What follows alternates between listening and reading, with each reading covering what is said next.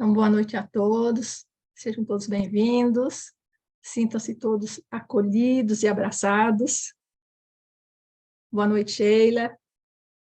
Boa noite, Maria, pessoal. Prazer estar aqui mais uma vez com vocês. Então, é com o coração pleno de gratidão que damos continuidade ao estudo de Joana de Ângeles, Jesus e o Evangelho, à luz da psicologia profunda.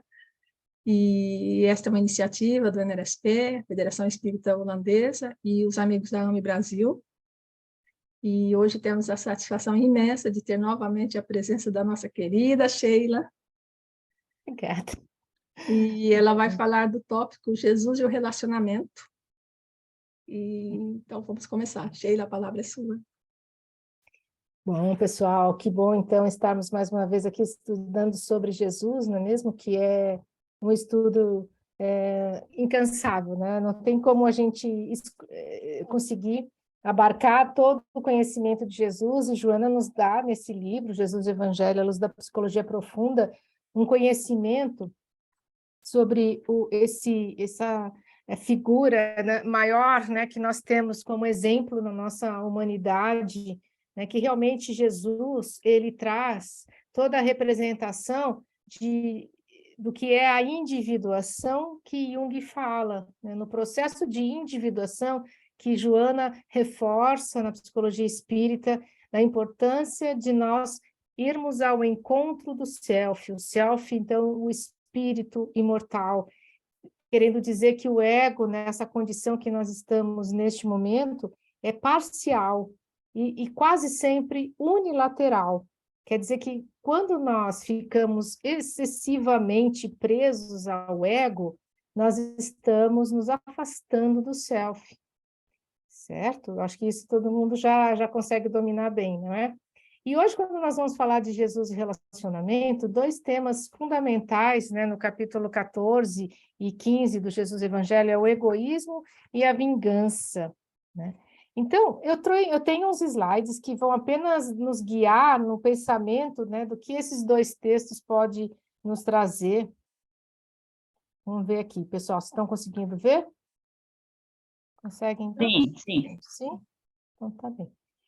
Eu vou pôr no modo apresentação, né? Para ficar melhor, mas aí eu acho que vocês... Vamos ver se vai dar certo. Estão vendo bem? Sim? Estamos. Sim. Ótimo. Então, esses dois, Jesus e o relacionamento, se refere ao quanto, né, nós estamos imbricados, né, uns com os outros, né? Estamos uns conectados, querendo ou não, estamos conectados uns com os outros. Melhor que seja pelo amor, né, gente? E não pelo egoísmo, né, pela vingança, pelo ódio, por todas aquelas emoções e ligações que vão nos ligar tanto quanto o amor, só que de uma maneira tão negativa, tão pesada, que nós vamos arrastar por várias encarnações esses sentimentos, né, de egoísmo, de vingança. Especialmente o egoísmo, que no Evangelho segundo o Espiritismo fala que o egoísmo e o orgulho, eles são as duas chagas da nossa humanidade, né? Nosso estado evolutivo, ele traz, então, o egoísmo como um grande prejuízo, né, para as nossas relações.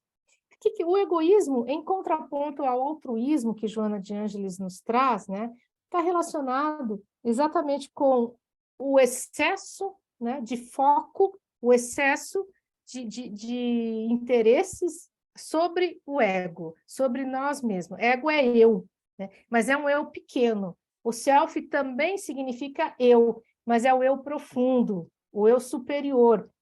Mesmo que o espírito não tenha grande evolução, que ele ainda seja um espírito ainda preso às necessidades materiais, imagina esse ego desse espírito, tá? Imagina como é o ego de um espírito que ainda é preso nas necessidades materiais. Muito mais, não é, gente? Muito mais materialista, muito mais egoísta, né? No sentido de querer efetivamente marcar a sua ação, como se marcasse o território, para que as coisas viessem sempre ao seu favor, tá?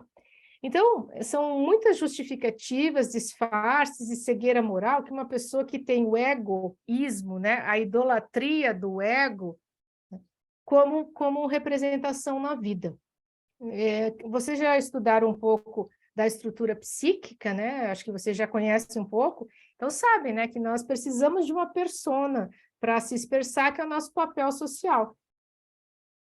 A persona, ela é um suporte do ego. Quando nós temos um egoísta, né? Quando nós temos um ególatra, então, essa persona, ela acaba tendo esse disfarce, né? Essa máscara, ela acaba sendo mais forte, ela acaba se tornando realmente uma armadura para esse ego, tá?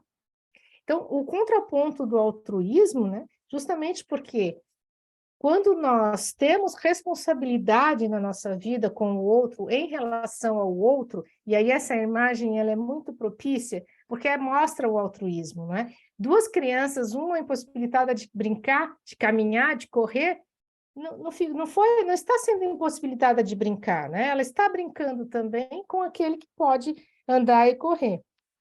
Então, a Joana ela traz nesse texto, né, a importância da empatia, da compaixão, né, que é a expressão da caridade para justamente contrapor o egoísmo. E é um esforço, é um trabalho que o próprio ego precisa realizar do desenvolvimento da empatia e da compaixão. Aí você vai dizer assim, não, a pessoa nasce assim, ou ela tem ou ela não tem empatia e compaixão.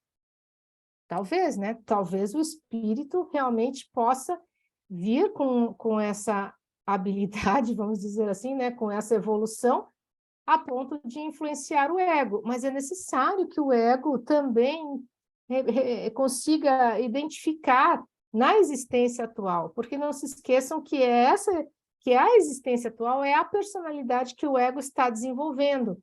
E pode acontecer, então, de numa família que a família é extremamente egoísta, né, vingativa, orgulhosa, não ensina empatia para as crianças, tá? Mas o espírito tem esse valor, tem essa virtude.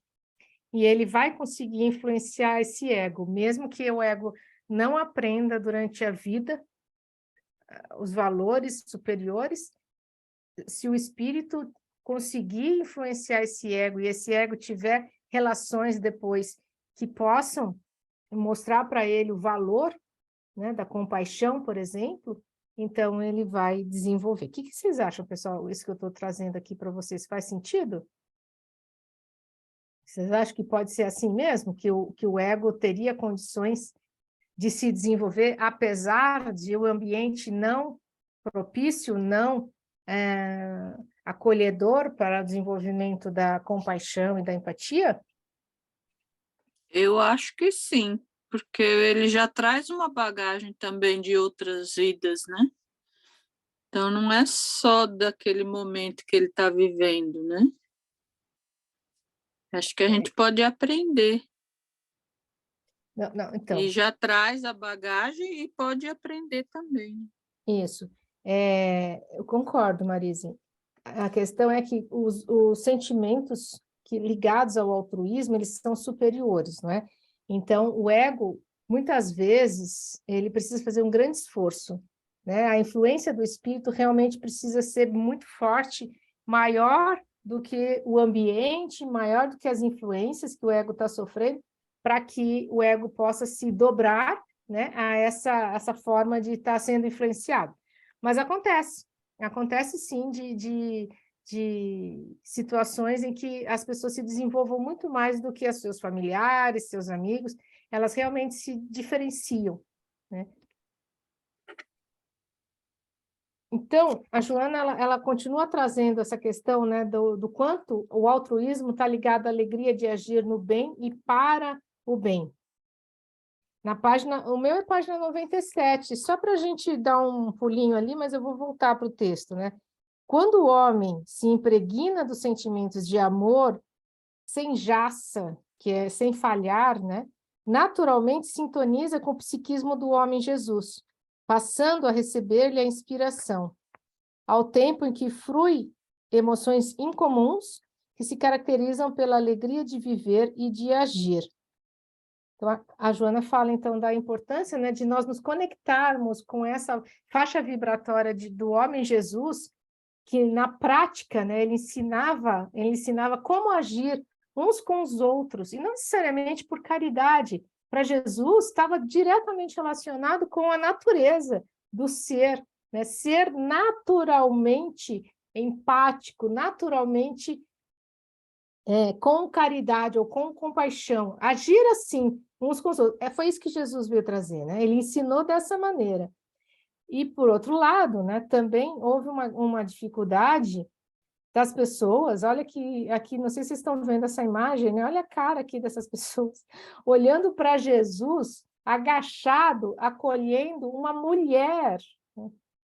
Olha que absurdo para a época a cara desses homens em que Jesus se colocava nesta relação, de igual para igual com as mulheres, né? Vocês sabem, as mulheres totalmente eram consideradas seres muito inferiores e não recebiam aprendizado, poucas tinham educação, a educação para saber ler e escrever, né, para saber se comunicar na altura dos homens. Não era à toa, né, gente? Por que era proibido que elas estudassem? Para elas não competirem com os homens, né?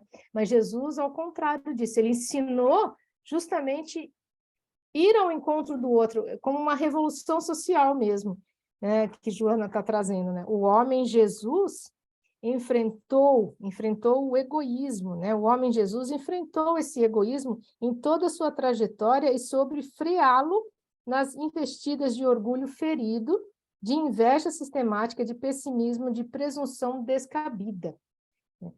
Justamente por que descabida? Porque ele sabia que aquele momento era transitório, não haveria de continuar, em algum momento os homens, então, precisariam ceder, né, à relação com a mulher de igual para igual. Isso era uma questão de tempo, né? Jesus passando por, como Joana fala, por várias encarnações, se desenvolvendo e chegando no momento em que ele chegou para vir nos trazer esse conhecimento que ele tinha. Para nós, né, mais de 2.000 anos, né, mais de 2.000 anos, ou seja, faz muito tempo que esse período de vida que Jesus veio nos trazer, né, passou. Se fosse hoje, será que ele teria que falar de outro jeito? Será que hoje ele teria que mostrar de outro jeito, encontrando a mulher e o feminino um pouco melhor, né, um pouco melhor, ainda sofrendo com a influência do masculino de uma maneira, né, dos homens, né, de uma maneira ainda impositiva, né? Será que Jesus encontraria mulheres diferentes hoje em dia? E como é que seria a sua relação? Afinal de contas, né, Jesus, ele traz para nós o exemplo... Só um pouquinho, acho que pulou. Não, tá certo. Ele traz o exemplo vivo, né? Jesus, ele não apenas falou, ele precisou falar, ele precisou trazer, né, na palavra para, de uma maneira ou de outra, ensinar. Só que ele ensinava muito mais na prática, com a experiência, do que propriamente com teoria. Na verdade, Jesus não fez nenhuma teoria. E dentro da palavra de Jesus tem a teoria da psicologia espírita. É surpreendente. Quando você estuda as parábolas, você encontra, né, toda a psicologia ali. E não foi Jesus. Jesus não precisou trazer nada disso. Ele trouxe na prática, né? Então, quando ele diz, tratai todos os homens como quereríeis que eles vos tratassem, Jesus está revolucionando. Ele está realmente colocando para nós uma proposta muito audaciosa, que os homens da época, então, não tinham, né, condições. Hoje em dia, às vezes, a gente quer se tratar de jeito, mas a gente não quer tratar o outro daquele jeito. A gente se sente, às vezes, diferenciado negativamente, né, ou seja, superiores às pessoas. Então, ele traz o exemplo de equilíbrio e sabedoria, introspectivo e reflexivo, né? Jesus não fazia estardalhaço quando ele estava falando, ou em vários momentos, ele se retirava para orar. ele mostrava que era na meditação que ele iria, quando saísse desse momento introspectivo, reflexivo, voltaria mais centrado com a resposta, muitas vezes, que a população precisava. Não deixava de ser afetuoso e emotivo, quer dizer que ele mostrava, nesses exemplos, todo o carinho, toda a atenção, essa alegria, né, que Joana fala, ele é alegre com as crianças, né, brincalhão, querendo mostrar efetivamente a que veio, né, que é esse acolhimento de todas as formas, não é? Espontâneo e atento, quer dizer que ele tinha realmente os ouvidos atentos ao que estava acontecendo para poder acolher de uma maneira integral, né, sem precisar fazer diferença a quem estava falando, tá bem? Genuíno e autêntico. Genuíno pelo fato de que ele não precisa, como ele não precisava provar nada, né? Como ele era efetivamente tudo que ele estava trazendo e falando, então a sua prática era genuína. Ele era na forma como ele demonstrava o que ele já tinha atingido, né? A evolução que ele já tinha atingido, essa individuação que a gente fala, né? Que é esse encontro, não é a perfeição no sentido absoluto, mas perfeição no sentido de totalidade. Ele tinha integrado os aspectos, né, que são opostos complementares, especialmente o masculino e feminino. Isso faz dele, né, um homem afetuoso, emotivo, acolhedor, né, com homens e mulheres, não tinha diferença. Por isso, autêntico. Né? Íntegro, sem dúvida, ele fiel ao que ele veio trazer, inclusive essa integridade, né, que ele mostrava, essa fidelidade que ele tinha ao pai, né, não aos homens, fez dele, então, um homem, assim, muito, como se podemos dizer, naquele momento em que ele expulsa os vendilhões do templo, austero.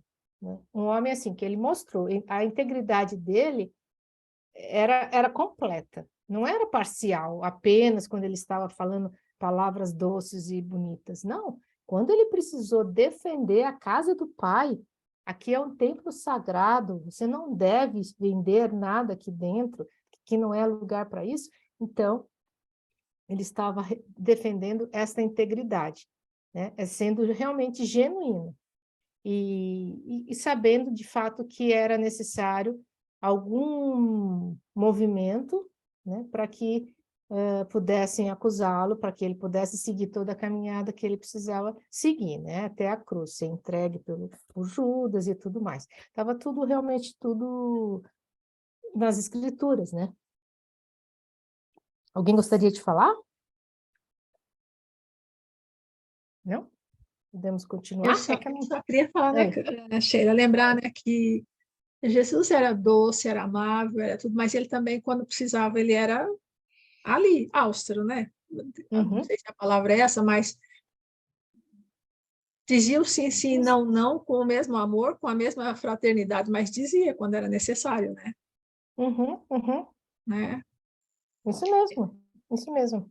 Por isso essa integridade, né? Se ele não fosse íntegro, talvez ele se sentisse, então eu vou ser bonzinho, né? Entre aspas aqui, para não ser tido como uma pessoa, né, desequilibrada, alguma coisa. Já falavam dele, né? Porque ele já estava realmente fazendo uma revolução social, já falavam contra ele. Como assim? Ele está indo contra a lei, né?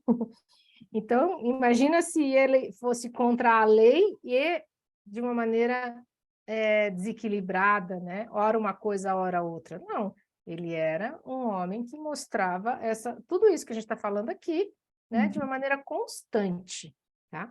Por isso genuíno, por isso íntegro, tá? Deixa eu só comentar uma coisa aqui. Quando você estava comentando, Sheila, essa questão da integridade, né? Que é a integridade aos princípios, né? A integridade Princípios e aos princípios. postura, tudo. Isso. Integridade é postura, princípios, é comportamento, tudo. E aí eu fico pensando hoje como quando alguém que com essa integridade consegue transmitir aquilo que ela acredita, ou não o que ela acredita, mas aquilo que é verdade. E aí é isso que Jesus mostrou, e é isso que hoje a gente consegue fazer um link, quando a gente vê que a pessoa realmente está sendo sincera, ela está sendo íntegra, a gente compreende. Uhum. É fácil, é uma energia diferente. Você consegue compreender aquilo. Uhum. Não sei dizer, não cabe a mim, né? E ninguém, talvez, a gente entender se a gente está pronto ou não para compreender. Ah, porque a pessoa estava pronta para entender isso ou não. Não é isso que eu quero dizer. Eu quero dizer a questão da integridade quando a gente tem certeza quando a gente olha para a gente tem certeza que aquilo é o certo. E aí você fala com uma certeza e nada abala, nada te Sim, abala. E aí você passa esse ensinamento, essa verdade, seja o que for, com tranquilidade, né? E aí eu fico comparando, e Jesus fazia isso, ele trouxe isso, né? E aí essa imagem que eu consigo observar dele naquele momento, né? De transmitir essa certeza. sim. E como eu estava dizendo, Andréia, ele sabia quais eram os passos que ele precisava dar, ele já tinha a noção total, né? Tanto que ele respondia como para cumprir as escrituras. As escrituras que ele estava se referindo eram as leis, né, já da religião na época, mas eu tenho para mim assim que ele também falava das escrituras que estavam íncitas, né, no ser, nele e no ser da humanidade.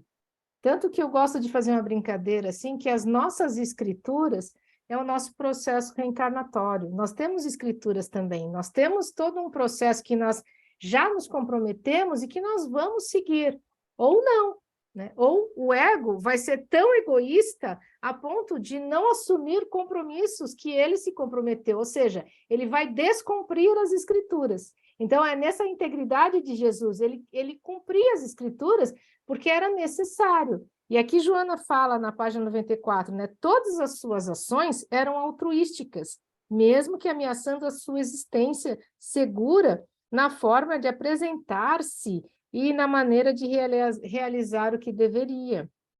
Então, mesmo ameaçando a sua existência, ele tinha a postura íntegra, genuína, decidido, não se permitia qualquer tipo de hesitação ou de conformidade com o estabelecido, procurando demonstrar o sentido exato e significativo da existência terrena.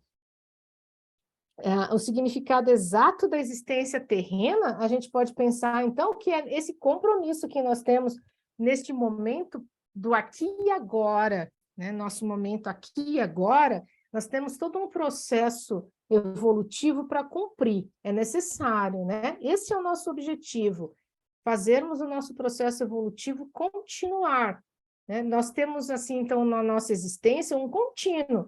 Não é que aqui nós vamos ter uma passagem e cumprir com tudo, tá bom, realizamos tudo. Não. Assim que terminarmos essa encarnação, com o desencarne, nós vamos saber o que nos espera para uma continuidade, né, gente? A gente não interrompe, a gente não para, né? A nossa existência, ela é esse contínuo, como fala Joana de Ângeles. É claro que cada vez que a gente volta, a nossa condição de bebê, de criança, né, de depois de adolescente, nos permite a maleabilidade para aprender.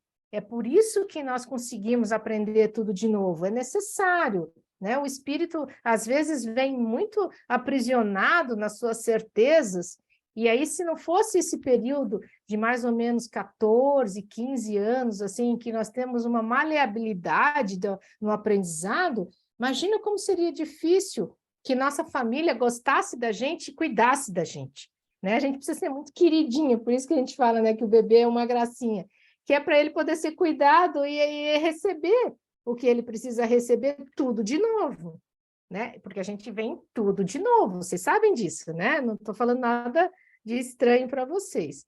Na página 95, No seu sentimento, não existia lugar para ciúme ou disputa, para suscetibilidades ou ressentimentos, porquanto, humanizando-se, não abdicava da sua procedência espiritual, identificando em todas as criaturas a semelhança de Deus, que equivale à procedência inicial, que as torna dignas de credora, de consideração e amor em todas as circunstâncias. Então, a semelhança de Deus, né, que a Joana está falando aqui, que é a nossa procedência inicial. Todos nós viemos de Deus e voltaremos a Deus. Esse é o sentido de vir do self e retornar ao self. O self é Deus em nós. Então, todos nós estamos contidos em Deus, né? E fazemos parte de Deus. É muito, muito gratificante nós conseguirmos aceitar isso na nossa experiência, porque nós diminuímos bastante essa ideia egóica, né? Essa ideia egocêntrica de que nós é que decidimos nossa vida absolutamente, de que nós estamos absolutamente no controle. Não estamos, gente. Não estamos. Temos a condição de cuidar de nós mesmos. Temos. Graças a Deus, acho que todos que estamos aqui estamos numa condição de autocuidado, mas nós não estamos no controle da situação cegamente, 100%, sem que haja nenhuma influência sobre nós. Não é verdade. Nós sabemos que há a influência de todos que compartilham conosco, que dos encarnados, sabemos que há a influência dos desencarnados e a influência do nosso próprio espírito sobre nós, que muitas vezes reconhece que nós estamos nos afastando do nosso propósito e fica ali, mandando a mensagem, seja cada um recebe essa mensagem de como for. Tomara que não seja por uma doença mental, né? Porque a doença mental é uma das formas que o espírito se comunica com o ego para dizer, escuta, não está indo bem, não. A gente se comprometeu e você está esquecendo. Volta aqui e vamos cumprir com que a gente fez um acordo, né? Então, vocês entenderam isso? Então, o espírito ele está presente, mas é o ego que vai tomar uma decisão agora, tá? Ele vai decidir por agora. Faz sentido, gente? Vocês conseguem compreender dessa maneira? Sim. Sim? Então. Faz sentido, e muito.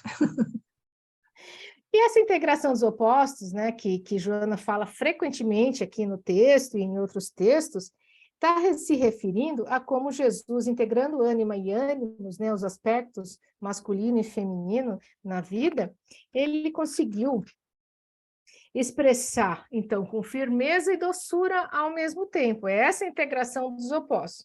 Entre outros opostos, tá? Mas ela diz aqui, ó, na página 95, esse texto está meio cortado, mas começa assim, esse sentimento harmônico foi característica essencial que se nos apresenta como a única forma de poder entender-se o homem Jesus, o Filho de Deus. Jamais deificado, ele não é um Deus, tá? Ele não é um Deus como naquela época os romanos tinham aceitado os deuses gregos, trocando os nomes, mas seguiam os deuses, né? E Jesus não foi deificado na sua humanidade, pois que se assim o fora, lhe tiraria toda a grandeza e eloquência do ministério, colocando-o acima das injunções convencionais e próprias de todos os seres com os quais conviveu e orientou, propondo-lhes o reino dos céus, que afirmava encontrar-se no próprio coração, simbolicamente a área dos sentimentos. Né? O reino dos céus no coração e na alma, né? A alma que também é a expressão dos nossos sentimentos, tá bem? E depois Joana continua na página 96, ele não se misturava ao coletivo, querendo dizer que Jesus estava entre os homens, convivia com os homens, mas não se misturava ao coletivo. Ele estava entre os homens, mas ele não era como os homens. É nesse sentido que ela diz que ele não se misturava ao coletivo. como nós nos misturamos, né? E muitas vezes repetimos as mesmas coisas que todo mundo já faz. E é uma armadilha, não é? Porque quando eu me misturo ao coletivo, sendo mais um nessa multidão, eu acabo me traindo muitas vezes nos meus valores. E o oposto também é verdadeiro. Se eu me retiro, se eu me afasto do coletivo, me diferenciando, às vezes eu posso sentir que eu estou distante das pessoas, que eu não estou fazendo parte do que a grande maioria faz, tá, sabe? Não há nada de errado propriamente nisso, mas se tem uma condição que acaba afetando todos nós que nos diferenciamos do coletivo, é um sentimento de não estarmos no meio dos outros.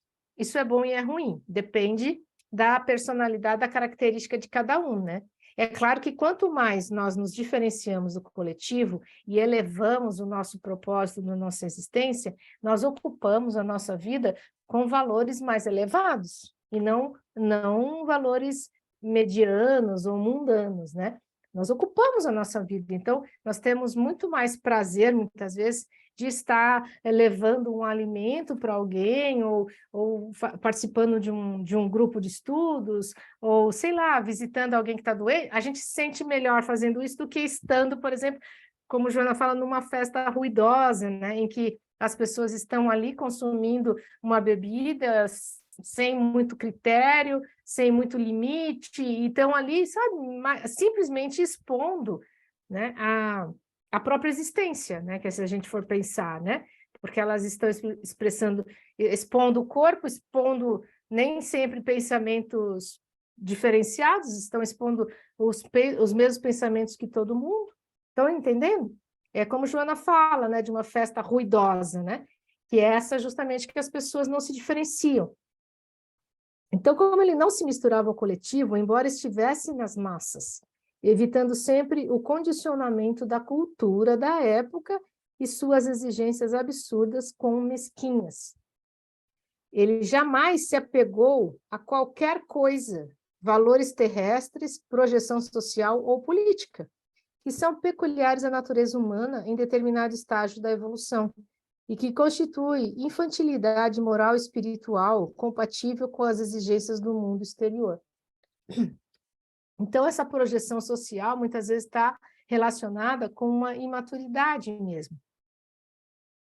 Um ego imaturo que precisa mostrar valor a partir da própria imagem, ou que precisa conquistar valor entre os outros para poder ser reconhecido mesmo. Olha como Jesus ensinava com a prática mesmo, né? Quando Jesus lavou os pés, né, dos apóstolos, ele não estava encenando uma humildade. Jesus efetivamente, né, precisava comprovar para as pessoas que estavam ali que ele não era superior a ninguém. Ele não, embora tivesse uma superioridade moral, ele não podia se apresentar dessa maneira para que a sua missão e a sua palavra fosse efetivamente escutada, fosse efetivamente integrada entre as pessoas. Senão ficaria aquele degrau, e com degrau, né, de superioridade, as pessoas estavam acostumadas. Nós ainda estamos, né? Ainda temos uma situação de degrau emocional, né? Então, didática maiêutica representa você estimular o outro a fazer aquilo que ele sabe fazer, né? É estimulação, né, na maiêutica. Está ali na página 96. É tão extraordinária a figura psicológica de Jesus homem que ele não se repetia, não se permitia redundância, monotonia, sendo um incansável conquistador de novas experiências iluminativas para os discípulos, utilizando-se da didática maiêutica, sempre encorajando todos os autocrescimentos e tornando-se modelos sem aparência presunçosa e humilhante, face à afabilidade e simplicidade de que se conduzia. Então, na medida em que ele fala assim, né, que você faz ao outro o que você gostaria que ele fizesse, não é uma superioridade por si só. Na verdade, Jesus estava falando, se você for tão audacioso a lavar os pés dos seus iguais, né, é audácia mesmo, é você colocar realmente a sua humildade ali diante dos outros. É só dessa maneira que você pode se permitir também ter seus pés lavados. A partir do momento em que você dá esse exemplo. É nesse sentido, tá, gente? Que vai contra o egoísmo e o egocentrismo. É nesse sentido, é nosso exemplo da humildade, e não apenas falar dela. Alguma pergunta, pessoal?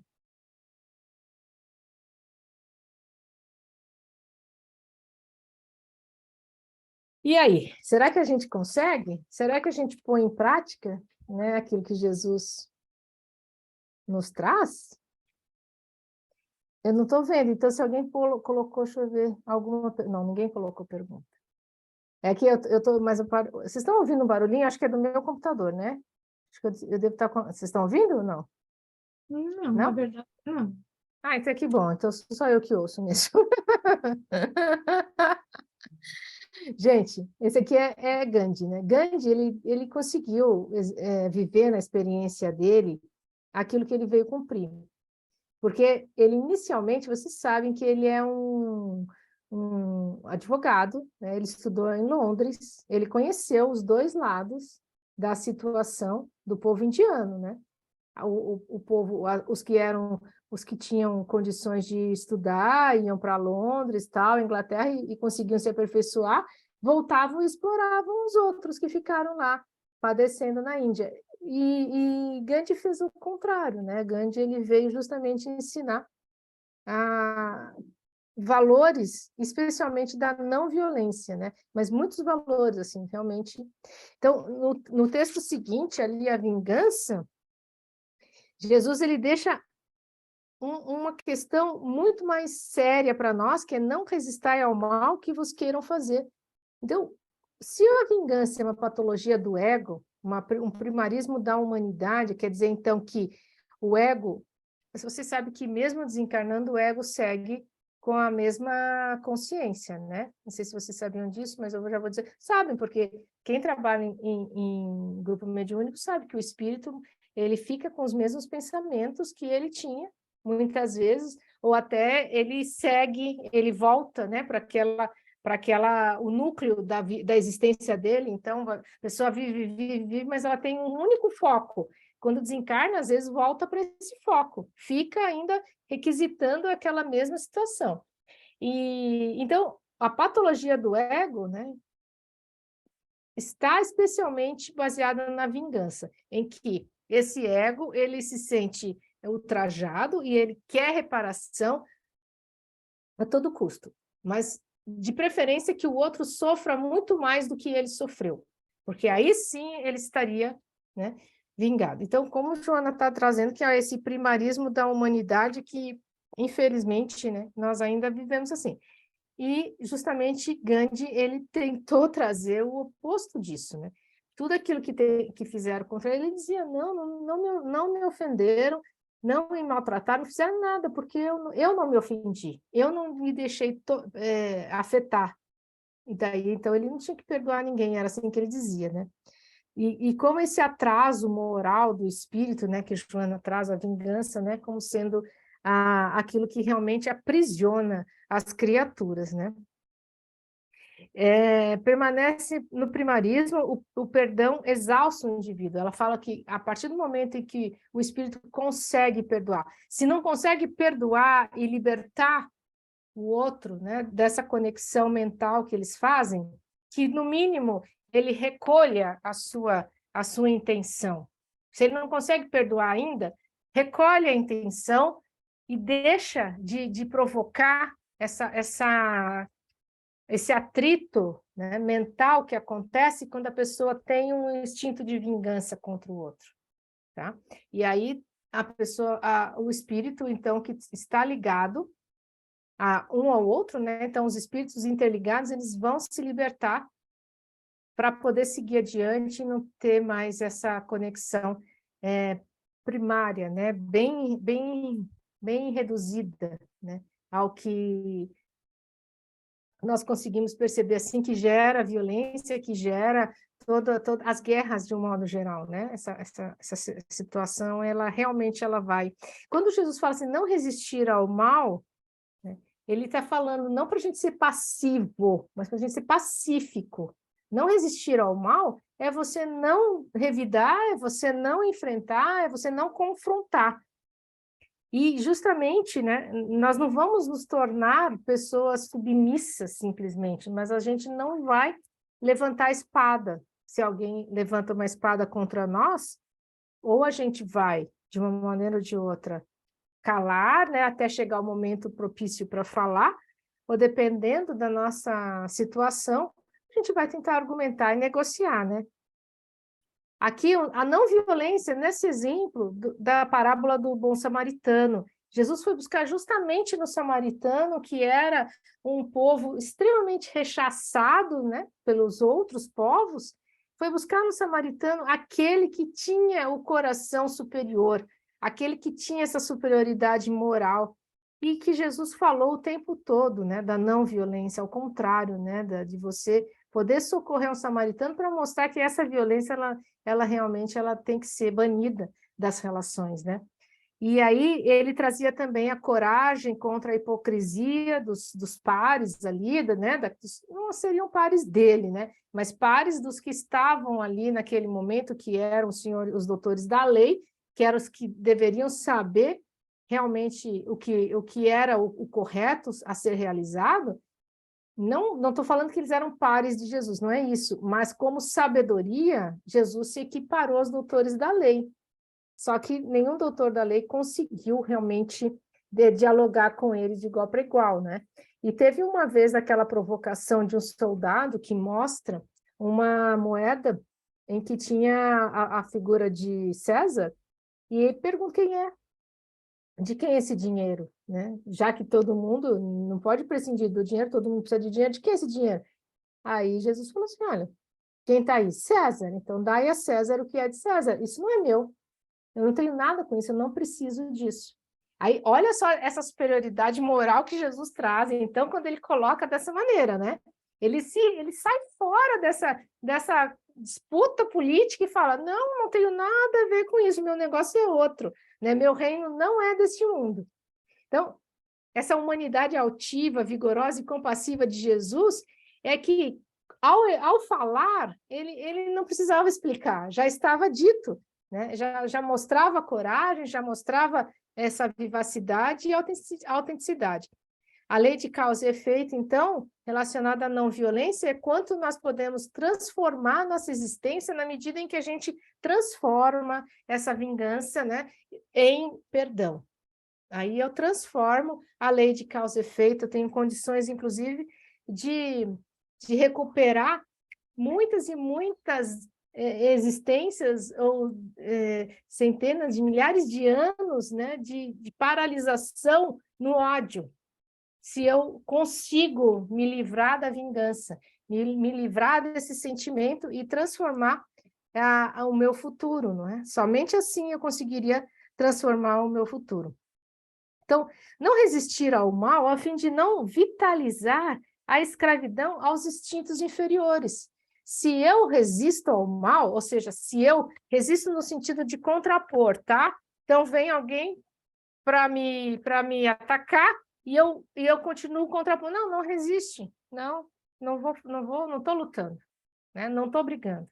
Isso é não resistir ao mal. A fim de não vitalizar a escravidão aos instintos inferiores, primários, que dirigem as criaturas não espiritualizadas, não elevadas, que é o que, então, aqueles que ainda não obtiveram, né, a evolução espiritual, eles ainda ficam aprisionados. É isso que escraviza, né? Então, quando acontecia uma adversidade, ele não se vinculava ao ressentimento, ele não sintonizava com a ira, não alimentava discussões estéreis, ou seja, se ele não está sintonizando com a ira, o interlocutor, ele briga sozinho. É isso que é não resistir ao mal. Se eu não vou pôr lenha na fogueira, como se fala, né? Então, eu não estou na mesma sintonia desse que está se opondo ao que eu estou falando ou querendo me atacar, não é? E aí, não discutir discussões estéreis, não alimentava essas discussões estéreis que realmente vão ser apenas circulares, né? A gente não sai do lugar, tá bem? Se Jesus não se vinculava emocionalmente às agressões, então ele próprio não estava sendo acionado por sentimentos vis, né? Sentimentos que iriam desestabilizá-lo. Daí é a ideia de dar a outra face. Quando você consegue oferecer a outra face, além de ser uma atitude assim de muita humildade, né? De alguma maneira você está se sentindo, você está se colocando de uma maneira até superior ao outro, porque o outro está te batendo e você não está resistindo. Oferece de outra face. Se o outro continuar te batendo, ele está diminuindo ainda mais a condição dele, tá? Ela fala aqui na página 103. Todos quantos resistem ao mal tornam-se vítimas de tormentas de vária ordem. Tombam na loucura ou fazem-se famazes do crime, da hediondez, da vingança. Deixa eu ver. Nossa, um pouquinho. Então, é um pouquinho mais para frente essa frase aqui, que eu separei aqui. Trata-se à luz da psicologia. Deixa eu achar aqui, que eu não estou achando no texto. Eu acho que está antes, né? Trata-se à luz da psicologia profunda de provar que o bem é mais forte do que o mal, que a não-violência é o antídoto para a ferocidade, a paciência é o remédio para a irritação e a esperança é o recurso para o desalento. Então, nesse sentido é que Joana, ela fala que Jesus foi um vitorioso, ele conseguiu trazer a mensagem dele, apesar de levar mais de 2000 anos para a gente começar a compreender o que ele disse. Então, nesses 2000 anos, houve tentativas, primeiro literalizando, e aí, recentemente, com a psicologia profunda, a gente olhando o sentido simbólico do que ele veio trazer, tá? Então, quando ele fala para a gente ser precavido, resguardando-se do mal, dos maus, cuidar de não se envolver em contendas, então ele está efetivamente nos dando a chave daquilo que nós precisamos para a nossa existência, né? Que é justamente nos protegermos de entrarmos em situações desnecessárias, situações estéreis, né? Que não vão nos levar a lugar nenhum. A briga pela briga, né? Simplesmente. Então, podemos parar aqui a nossa... deixa eu ver, stop share, pronto. E a gente conversa um pouquinho agora do como vocês perceberam nesse texto, né? O que Jesus trouxe de mensagem, né? Fundamental para nós. Difícil, né, gente? A proposta de Jesus nunca é fácil, né? Agirmos dessa maneira como ele está propondo, realmente a gente precisa de bastante observação, né? Automonitoramento, orar e vigiar. Oi, Paulo, quer falar? Não, eu fiquei um pouquinho, assim, eu entendi exatamente o que você disse, como não se misturar no coletivo, né? Uhum, uhum. Mas, por outro lado, eu pensei, bom, você tem coletivos e coletivos, né? Então, tem o coletivo do bem,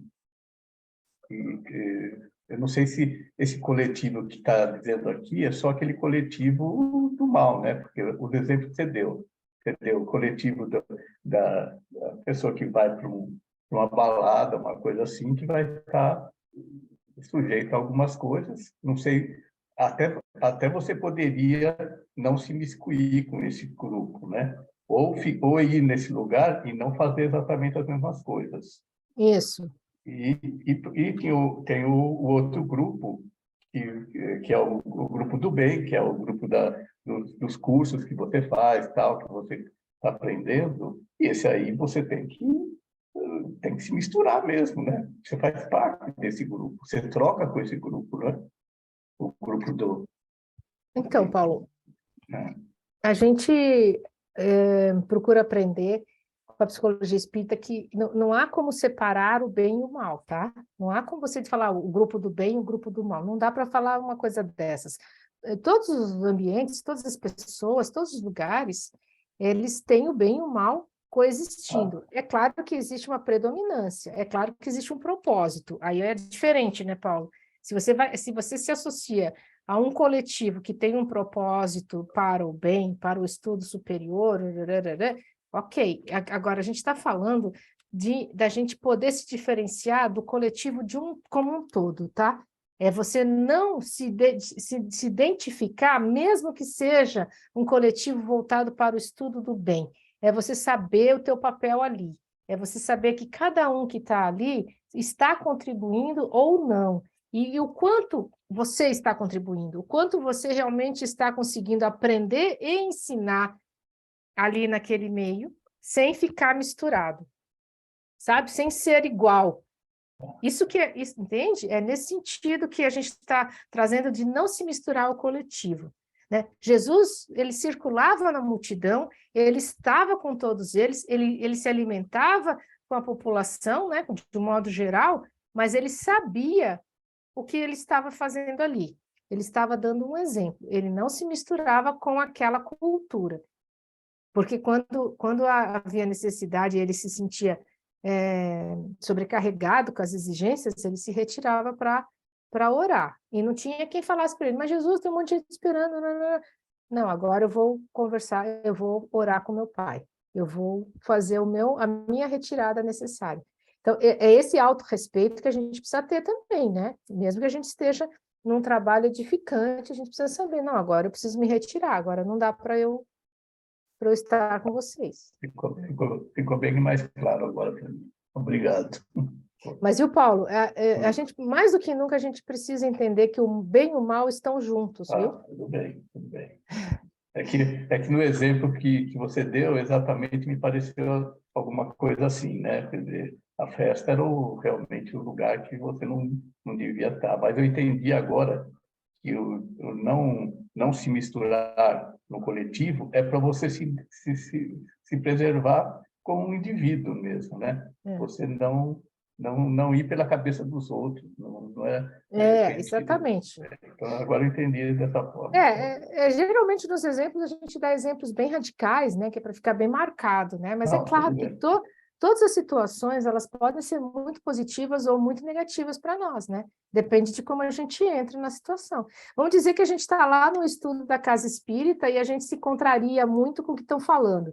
Não, minha opinião não está sendo respeitada, sei lá, o facilitador lá foi contra o que você falou, não gostou, ele tem uma ideia completamente diferente, e aí a tua sensação ali é de revolta, é de indignação, tá? Então, fez mais mal do que bem, né, naquele momento.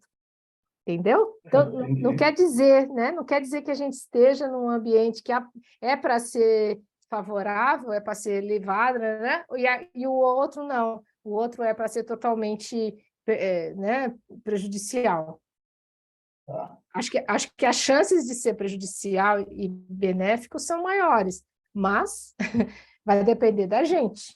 O que a gente consegue, né, como que se fala? Capturar, né? Apreender, isso mesmo. Isso, apreender daquele ambiente. Tudo bem, obrigado. Claro. Talvez essa frase, estar no mundo sem ser do mundo, possa enquadrar aí, talvez, nesse raciocínio. É isso mesmo, é o que a Joana fala. Exato. Estar no mundo sem ser do mundo. Eu conversei com uma pessoa recentemente que ela disse, né? Não tem como saber. Hoje ela tem 35 anos, mas ela disse que na juventude dela, ela ia nas festas rave para cuidar dos outros. Ela ficava absolutamente sóbria, mas ela ficava cuidando de quem precisava. Eu só posso acreditar, né? Ela falou, eu acreditei. Altruísmo, né? Se for isso, é um altruísmo elevado, né? Bem elevado. Você vai passar uma noite inteira numa festa rave só cuidando dos outros. Bacana.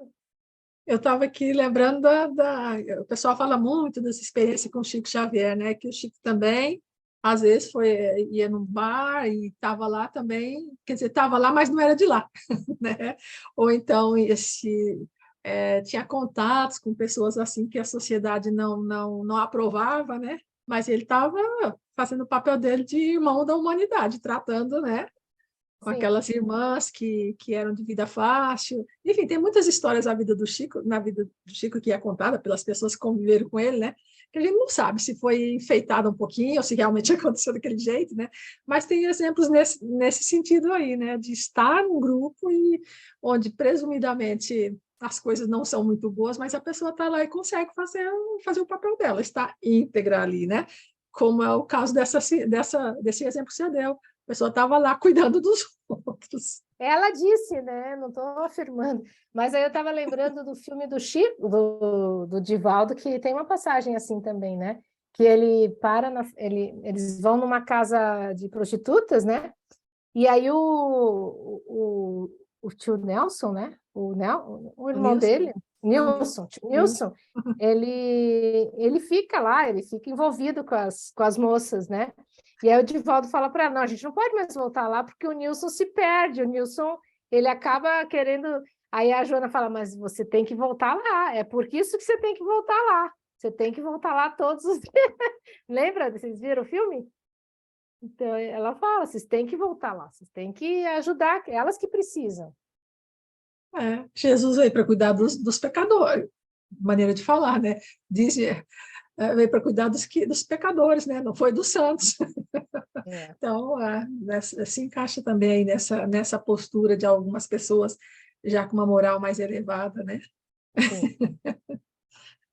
Ai, pessoal, como a hora passa rápido nesses estudos nossos. Nossa, uma horinha voa. E eu sei que você deve ter compromisso, Sheila, então a gente vamos ter que... Ah, mas ainda temos alguns minutinhos, se tiverem algumas perguntas ainda. Lá, pessoal, aproveita. Eu acho que... tem muita coisa para a gente digerir até o próximo estudo. E vou reler.